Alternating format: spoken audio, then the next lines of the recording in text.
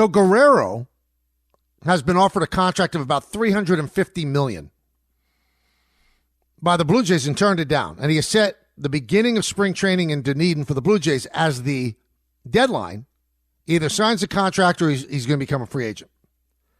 And the word is that he's looking for $400 million. Now, he's not a perfect player, despite what you hear, and obviously he's the object of everybody's affection now. Not a perfect player. He's had bad years. He's had years where he's come into camp out of shape. Check out 2 years ago. Very pedestrian player. Last year, great player. But if the price of doing business on a Vlad Guerrero is, and this is a citizen of Toronto, a citizen of Canada.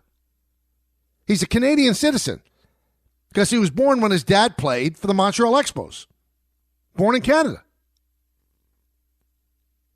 If that's the price of doing business, and you cannot get anybody else to take your money, and you know that this guy likes playing in Toronto, if the cost is over $400 million, why don't you just do it? You're getting a 26-year-old player.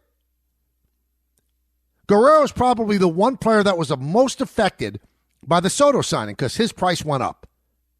Not up to the stratosphere of Juan Soto, but it went up. So what are the Blue Jays doing? What games are they playing? If he makes an outrageous demand, and you know that when free agency happens, it might get accepted. Somebody might do it. Why don't you do it?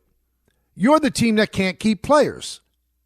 There's a homegrown Blue Jay, a Canadian citizen who enjoys it there, wants to be there, and if it takes $400 million, you mean the Rogers family can't afford $400 million?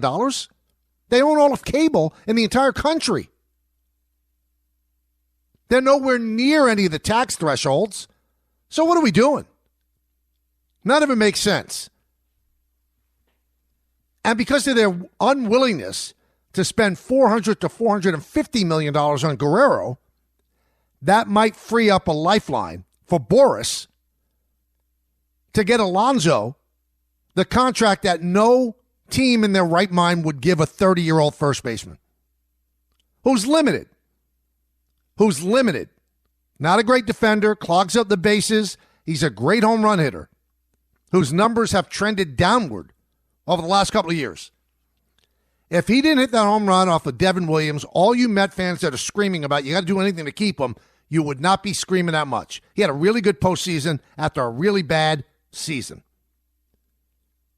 But he looked lost in that series before the home run against Williams. It changed the trajectory, I believe, not of the Mets, to their credit, but of the fans' affection.